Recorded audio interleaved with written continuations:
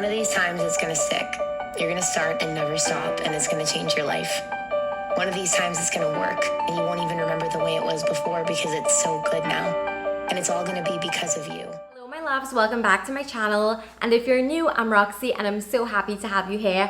Let me just say that this video might be a long one, and you definitely need to grab a notebook, grab a pen, have something really nice to sip on and take some notes, because this video can literally change your life and change the course of the rest of your year. In this video, I'll be sharing with you all the details on why you should follow your plan and not your mood. I was actually inspired to do this video because of something that recently happened. I started my podcast, which was on my list of things that I wanted to do for 2025. I would have that video linked in so you can go ahead and see some of my goals and intentions for this year. So last week I went on this really big bachelorette trip and I came back home. I did not record the episode for the podcast. I was feeling tired, I was feeling unmotivated, I just didn't feel like doing it, even though I knew the next day was the day that the episode was supposed to come out. What really helped me get through to actually committing to do that episode was reminding myself that my mood is temporary, my mood is fleeting, and my long-term goals, which is to have my podcast and have it consistent,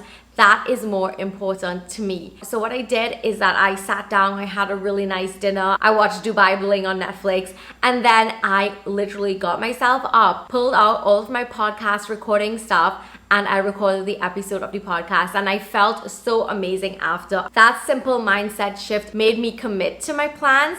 It made me not focus on my mood. It made me honor that commitment that I had with myself. And that I felt is so important, because a lot of times we go through in life and we just focus on our mood or hope to feel motivated to get something done. A lot of the times we don't actually follow through with our plans. And when I did record that podcast episode and it came out when it was supposed to come out, it was the best feeling. I felt so proud of myself because I didn't let myself down. By the way, here's a quick little disclaimer. Yes, we're talking about moods and mood swings, but if you actually don't feel well, like if your well-being is just not it, of course I don't expect you to be doing something if you are truly sick. You need to be able to differentiate between your moods and your well-being, like your actual physical and mental well-being. Your mood can cloud your ability to make rational decisions, leading to decisions you might regret later on. By following a plan, you bypass the emotional noise of the moment and stay anchored to what truly matters. It is a way to align your actions with your long-term vision rather than succumbing to short-term moods and emotions. You need to always remember that your moods are based on your feelings, which can come and go on a whim. In fact, if you think about any of the times that you were supposed to do something and you didn't do it, you would realize that your mood is reactive and it is based on feelings of discomfort. On the other hand, you can actually be so excited that you overcommit to doing something and it ends up being very unsustainable for you to do it. You have to remember consistency over motivation. Motivation is fleeting, it comes and goes, it depends on your energy levels, your environment, and your emotions. It fluctuates, but consistent action builds habits and long-term results. If you think about it and reflect, you'll realize that when you rely on your mood, progress is sporadic. Some days you feel like following through and the other days are just like meh. So your progress will never be consistent. It will never be going up. That 1% adding up together would never happen because it's all over the place. It's sporadic. It basically means that your progress starts and stops whenever you decide to work on your goal. Consistent action, even when you don't feel like it, is the key to building strong habits. Consistency is what delivers results, whether it's developing a skill, improving your fitness, or completing a long-term project. By relying on a plan instead of your mood, you ensure steady progress towards your goals and intentions. Do not let this year pass you by without actually fully committing to working on your goals and your intentions just because you might not feel to do it in the moment. Remember that accomplishment fuels confidence. When you stick to your plan even when you don't feel like it, it strengthens your discipline and self-trust. And that goes back to the example I told you guys in the beginning with the podcast episode. When I did it, I really did feel so proud of myself for honoring that commitment. When you follow through with your plans, you prove to yourself that you are capable of commitment and discipline. This is what builds self-trust and confidence, which are essential for tackling those bigger goals. On the other hand, if you just stick to relying on your mood or when you feel motivated, it can lead to feelings of guilt and self-doubt because you did not honor yourself. You did not honor your commitments and your intentions. Every time you stick to your plan, no matter how small the task is, you reinforce your ability to show up for yourself. And over time, you are going to be more confident in yourself. You're going to trust yourself when it comes to these simple decisions. You're going to know that you have the confidence to commit to something that you promised yourself you would do. Now let's get into the actionable steps that you can follow to make sure that you follow your plan and not your mood. First up is to know what your goals and intentions are and create a system of consistency and pre-plan your intentions. I actually go so much more into depth and detail in this in my 30 goals and intentions for this year, as well as my ultimate guide to creating your vision board for 2025. I will have those videos linked down below so you can go ahead and reference it, since I do talk a lot more about this. But firstly, you need to know what are your goals and intentions. You need to have a why, because if you don't have a why, then you're not going to want to do it on the days that you don't feel like doing it. You need to take the time, you need to sit down, and you need to make your plans and your goals and intentions when you are calm and clear-headed. They represent your priorities and things that matter to your future self. Remember that your plan is based on long-term goals. Whenever you don't feel like doing something, you need to be able to revisit your why. You need to be able to remember why it is you wanted to do these things. Of course, I love using a planner for these, and I love having a journal where I wrote down all of my goals and my intentions. So it's something that I can always look back on. And I am actually doing my planning routine very soon because you guys asked for it. So stay tuned for that. So here's a little example, and heads up, I do have a lot of examples in this video because I feel like it is a great teaching moment and a great way to see how you can incorporate these things in your life. You might have a goal of finishing a 500-piece puzzle or learning to play the violin. Every single day, your plan would have been to work 30 minutes on the puzzle or playing the instrument. When you feel tired after a long day, that's basically your mood. You're not feeling to do it. You don't want to play the violin. You don't want to work on the puzzle. What are you going to do? You are going to revisit why you wanted to build the puzzle in the first place, or why you wanted to learn to play the violin. And this might make you realize that you wanted to frame the puzzle and add another beautiful art piece to your wall. Or it could remind you how much you love the violin and how much happiness and fulfillment it brings you when you are learning to play. Play for at least 5 minutes, and this is a theme that you would see in every one of the examples I give. Just do it for 5 minutes, or build your puzzle for 5 minutes. Commit to 5 minutes instead of skipping it entirely. The hardest part is most often starting, and you never know. And once you start, it becomes easier to keep going. Let's talk about this 5-minute strategy in a little bit more depth. When you don't feel like doing something and you don't feel like starting, just commit to those 5 minutes, because often it is the momentum that carries you forward. And the hardest part, like we mentioned, is to actually start. And 5 minutes is nothing. You can literally sit down, think about it, and just start working on it. And before you know it, you are getting through it. You want to also remember to start small with manageable goals. Instead of committing to a 1-hour workout daily, start with 15 minutes. And again, gradual wins is what will build momentum. I am a firm believer in having a routine. And once you schedule the time to work on a habit or a goal, you need to make sure and schedule it into your daily routine. So for instance, in my evening routine, I come home after work, I immediately change into my workout clothes and I hop on my walking pad because I know that I want to get in my 10K steps. And throughout the day, I'm really very sedentary in my 9-to-5 job. I barely even have like 3,000 steps. So this has become something that I make sure to commit to every single day. I think now I'm over 50 days straight in walking 10K steps a day, and this was a huge goal of mine for the year. You can also use a habit tracker to mark off each day that you stick to your plan. And speaking about this, I have an entire 30-day wellness reset challenge that you can do, and I also did include the 30-day habit tracker so you can track all of your wellness goals. And this visual progress can be a strong motivator. Remember, we were talking about the fact that when you rely on your mood, progress is sporadic, but when you actually commit to it, you can see visually every single day all of the things that you're checking off, and you're going to realize that your progress is consistent. You're doing it every single day. You can also put reminders on your phone or use apps to remind you to work on your habits and your goals. So here's a little example, and we're going to be talking about the 10K steps that I have been committing to. So every evening I plan to walk on my walking pad for at least 30 minutes. Not every day, of course, I will want to walk. So that is where my mood comes in. I'm not going to feel motivated every single single day to hop on my walking pad and walk. There are days where I will feel tired, or maybe I just got home later than I normally do and I don't feel like doing anything. Now here is the plan of action that you're gonna take. You're gonna put on your sneakers, you're gonna put on something that you can work out in, and then you're just gonna simply walk for 5 minutes. This can be walking on a walking pad like I do, or if you're going outdoors to walk at a park, you are literally gonna start feeling to walk. You are going to be committing to that 5 minutes versus totally skipping your entire walk. You're literally just gonna tell yourself, I'm gonna put on my shoes and I'm gonna go outside for 5 minutes. That's it. And before you know it, you're gonna be starting to walk. On evenings now, it has become such a habit of me to just put on my workout clothes. I don't even think about it anymore. And I get on my walking pad. And after those 5 minutes, those 30 minutes that follows after literally flies. I don't even think about it. And how I track it is that I use my Fitbit, and I track my steps every single day. So I can see that progress happening. I can see those 50 something days where I've walked 10K steps consistently. I've done it despite of how I feel, despite my mood, despite my motivation. I have committed to it and I've honored that commitment to myself. So again, it helps me with my self-trust and building confidence in my ability to make decisions and follow through with my plans. Life is life, and there are days where you will just need to find ways to get over your mood and to just get over your fleeting feelings and emotions. You will actively have to prepare how to overcome those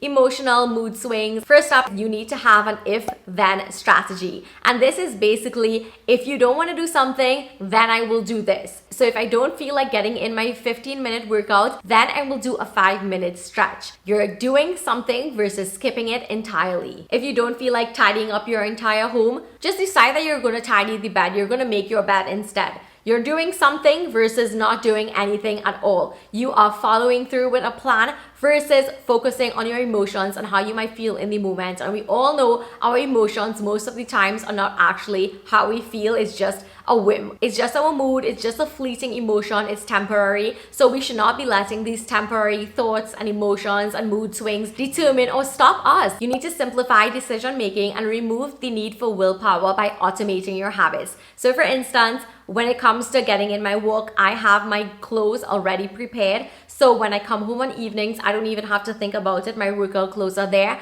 my socks are there, and all I do is just put it on, and that is a huge thing that I don't even have to think about. I don't have to look for clothes. I don't have to dig within so deeply to find the motivation to put on my clothes because it's literally there looking at me. The same could be said if you want to eat mindfully throughout the week and you don't want to be binge eating, you don't want to be buying out, you can meal prep. It literally automates the habit for you. You already have your meals prepped and planned for the week. You don't even have to think about it. You don't have to question it. You don't have to want to do it because you've simplified it already. There's no big set of beating up, wondering about what you're going to eat for dinner because you already have it. You need to set a non-negotiable mindset. So this is where you are going to treat your plans as an appointment with an important person that you cannot miss. And by the way, you are the important person. When you make an appointment with yourself to walk and get in your 10K steps, or you make an appointment with yourself to eat well, or to commit to working on your side business, or you want to read those 50 books for the year, whatever the case may be, you need to treat that as a non-negotiable appointment. You can't miss it. You have to ask yourself, if I had to do this for someone else, would I show up? And chances are you will, and you are that someone else. Like, you are the person that you need to show up for. I love this next tip, and that is reframing your identity. So instead of just saying that you need to stick to your plan, you need to say, I am someone who goes on their hot girl walks. I'm someone who absolutely loves to read. I'm someone who drinks my water, who eats my salads, who takes my vitamins. I am a wellness girly. I'm someone who loves to use my planner. And you will find that acting in line with that identity creates a stronger sense of purpose and motivation. You are literally reframing your mindset and your identity to tell yourself that you are this person that you want to be. I truly urge you, the next time that you don't feel like doing something, or you have a mood swing and you don't want to commit to your goals, think about the if-then strategy we mentioned. Think about that non-negotiable mindset about making that appointment with yourself. And last up, reframe your identity and tell yourself that this is who you are. Here's a little example. You know, we love a good example. You are planning on committing to doing a skincare routine every night before you go to sleep. You want to make sure and take off your makeup. You want to apply those serums to your skin. You want to have your gua sha. You maybe want to do those LED lights in your skin, whatever the case may be. There's going to be a night where you come home and you're really tired and you don't want to take off your makeup. You don't want to do your skincare. You don't want to do your gua sha. You're exhausted and you want to skip it just this one time. But here is how you're going to reframe and follow through with your plan. You're just going to simplify it. Instead of doing a 10-step skincare routine that you might not want to do in this very moment, step 1, makeup remover wipes or micellar water, take off your makeup. Simple, takes less than a minute or 2. Next up, you're going to cleanse. Again, less than a minute. And then you're just going to apply a moisturizer or serum to your skin, and that is it. At least you've done something versus not taking off your makeup at all and going to sleep and waking up with breakouts and obviously regretting the decision that you made the night before to not commit to taking off your makeup, because now your skin is paying the price for it. You need to remind yourself consistency over perfection. If you focus on trying to do your entire skincare routine or that 1-hour workout or building the entire puzzle in one day, you are not going to want to do it at all. But if you're consistent and take little steps every single day to do it, you are going to overcome. You are going to see that progress. It's not going to be sporadic. It's not going to be all over the place. You're not going to be striving for perfection, because that is what causes you to procrastinate. So simplify it and commit to 5 minutes. Next up, you want to focus on your outcome. When your mood wavers, remind yourself why your plan matters. This again goes back to what we were talking about in the beginning. Go back to your plans and have some self-introspection and review your why. Visualize how good it will feel after you complete the task. You need to also reframe your discomfort. Remember that discomfort is temporary. You're not always going to be in a bad mood. You're not always going to feel lazy. You're not always going to feel unmotivated. These are temporary feelings. But the results and what you choose to do is actually long lasting. You need to practice self-awareness. Ask yourself, literally pull yourself aside and ask yourself, am I acting based on my emotions? Or am I acting based on my goals? If your mood is just not it, if it's a negative mood today, because we all have those shit moods, like let's not even pretend to be perfect because we're not. You can try a quick mindset shift. You can take a few deep breaths or gratitude journaling or even talking to one of your friends to try to just let those feelings out. Vent your feelings, let it out, and chances are you're going to feel so much better after, and that can help you follow through with the rest of your plans. After you've done all of this, of course you should celebrate the discipline that you had to do it. That's the way I felt when I recorded that podcast episode and I got it done. Celebrate it, reward yourself because you've done something. You followed through with your plan, you've committed to it, you've honored your self-trust, and you can literally say to yourself, I am proud of myself. I am proud that I committed to this even though I did not want to do it. And don't forget, you can treat yourself. Something as simple as watching that Netflix show that you wanted to watch, or maybe buying something that was on your wish list. You need to reframe your mindset into one of investing in yourself and thinking about honoring your investments. You need to think long term and shift your mindset from I have to do this into I get to do this. I am investing in myself. Think about all those steps that you're doing, those 10K steps, your meal prep, reading a chapter every night, practicing the instrument that you're learning to play, working on your side hustle, all of these things that you do daily and consistently, all of these are deposits into your investment fund. They're contributing to your long-term goals. So here's an example. Your goal and intention is to read 20 books for the year. So you plan on reading 30 minutes every night before you go to sleep. They're nice where you just want to scroll or binge watch Netflix. Been there, done that. I know what this feels like. But remember, this is just your mood. These are your emotions. This is your lack of motivation, and these things are temporary. So instead, what you're gonna do is you're gonna follow through with your plan again. You're gonna tell yourself you're gonna read for just 5 minutes. And before you know it, I guarantee you're reading for 10 to 15 minutes or even longer. I love to focus my reading on novels and fun stuff at night and the heavier, more motivational, inspiring stuff during the mornings. Remember again that those 5 to 10 minutes of reading is better than no reading at all. That 1% is going to add up. Always remember that those small steps are going to add up over time. The progress is going to be consistent versus being sporadic. Life is life and things happen. That is why you need to have adjustments instead of excuses. You need to learn how to adjust with the things that are happening instead of creating an excuse as to why you can't follow through or why you can't do it. You need to have a certain amount of flexibility so you can adjust and switch things up as needed. For instance, if you plan on having a really healthy meal at night but your friends invited you out and you wanted to go out and you ate some pizza or pasta or something like that, the next day you're going to prioritize eating well. A key factor in accomplishing your goals and intentions and actually following through and committing to your plans is to reassess what works and doesn't work. What you may want at the beginning of the year might not be what you want at the middle of the year. So you constantly need to reassess your goals and reflect on them and see if it continues to serve you and it's something that you truly do want to do. And last up is taking accountability for your actions and your plans and your goals. You can take accountability with yourself by using the habit trackers or the apps and the reminders on your phone. I love a good habit tracker because you can actually see your progress every single day. You can track it and you know what is up. You know that you're doing what you're supposed to be doing. Another way is that you can tell your friend what is your goal so that you can have an accountability partner. Sharing your plans with someone else makes you know that someone is looking and that can help you be more disciplined. You can have a workout partner. You can even join a book club so you can actually be accountable for the things that you want to do. So that is the end of this video. I hope that you took some notes because there were a lot of gems dropped in this video. I have implemented it and practiced it in my own life and I have seen such a difference, especially when it comes to achieving my goals and following through with things, even if it's for 5 minutes versus skipping them entirely, not doing it at all and thinking that my mood is the final say when it is not, because we talked about the fact that our moods and mood swings and emotions and our motivation, all of those are fleeting, and not doing something based on how you feel is just going to make you feel regret later on. Thumbs this video up if it helped you in any way. It means so much to me. Also, don't forget to subscribe so you won't miss a thing. I have so much amazing videos planned coming your way. Don't forget, you can also check out my entire lifestyle glow up playlist where you can find tons of self-help and motivational videos. Thank you so much for watching and I will see you in my next video. Bye. Mwah.